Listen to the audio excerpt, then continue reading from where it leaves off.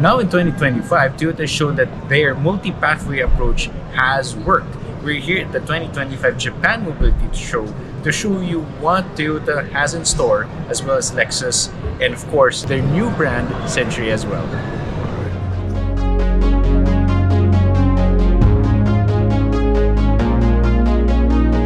Okay, so the most important part, I think, for a lot of you out there is the Toyota Land Cruiser FJ. And here it is. As you can see, there are a lot of people here because the interest in this vehicle is quite high. Back to the spirit of the original Land Cruiser, in the sense that it's a compact SUV that's also a very good off-roader. Some of the features that I noticed with this is like a ladder on frame, and that's very specific because Toyota tells me that they've admitted their SUVs sort of were out of focus for a lot of time. This time around, they found a focus, made it a good off-roader. It's got a rear locking differential, low range, four-wheel drive and all that, and it's based on the IMV platform.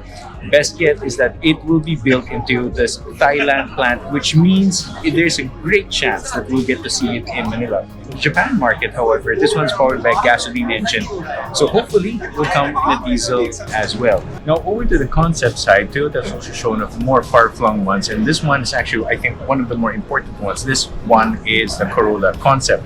Now, it is considered as the best-selling vehicle out there, and it's a choice made by the majority of car buyers out there. But Toyota understands that, of course, offering just one or a couple of powertrains would be limiting to the brand. So what they've done is that for 2025, they've announced that the Corolla will come in a variety of powertrains, from EV, PHEV, and of course, hybrid engines.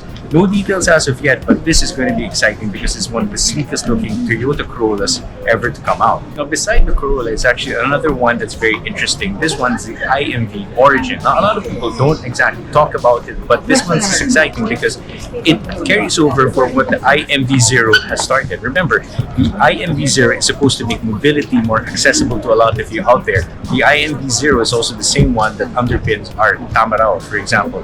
This one goes a step further because the IMV Origin is all about developing a vehicle that can be assembled or customized without using heavy machinery. So imagine, this vehicle can be transported to a far-flung area, maybe somewhere in Africa or even provinces in the Philippines. And this one can be converted from something that carries a lot of cargo, for example, things like what farmers used to do, or it can be converted to something that carries people. So imagine the flexibility that you'll be able to do that with this particular vehicle. It's Toyota's way of showing to us that mobility can come in all sorts of shapes and forms. Now, how is this?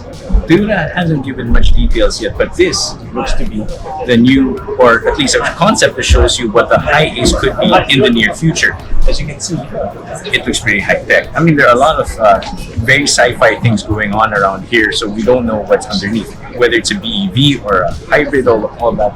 But what's interesting is the way they encapsulate the design. The design language is now very different. It's a lot more personal as compared to before, and I think that is the point, because for Toyota, mobility is now much more personal. The Lexus used to be the luxury brand for Toyota, but that role has now gone to the Century. For this one, Lexus is now transforming itself to a more, shall we say, cutting-edge lifestyle brand, and they've shown it off right here at the Japan Mobility Show with three interesting concepts. That would be the LS, or shall we say, luxury space right now. That would be the six-wheeler MPV that you see in the middle. Of course, there's also the sports car concept, and of course, a new SUV. All the while, what's more important is that Lexus will take on a different brand approach. It's not anymore compromised or limited by its pricing. It can go a bit down market, it can go a bit up market, but what's most important of all is that it will offer a different kind of ownership experience that is unique to Lexus. Now finally, Toyota has launched a new brand, and it's called Century. Century used to be the top-of-the-line Toyota model. It's supposed to be a celebration of the 100 years of Toyota's birth, but this time around, they've transformed it into its own shall we say, its own model. And right now, it will become the pinnacle or the flagship brand of Toyota. It's all about the one-of-one, meaning it is going to be uncompromising, it's going to be different, and it cannot be compared to anything else. Right here at the Japan Mobility Show, they've also shown three kinds of vehicles. That would be the sedan, the SUV, and of course the new coupe concept that we see at the back. It's very clear right here, the Japan Mobility Show, that Toyota is reinventing itself. Not in the sense of where they want to bring the company, I think they're very clear on that, but what those brands under their umbrella stand for. So we don't know yet if brands like Century will enter the Philippine market, but it's more exciting how Toyota has shown mobility can be personal, emotional, and of course at the same time, mobility for all.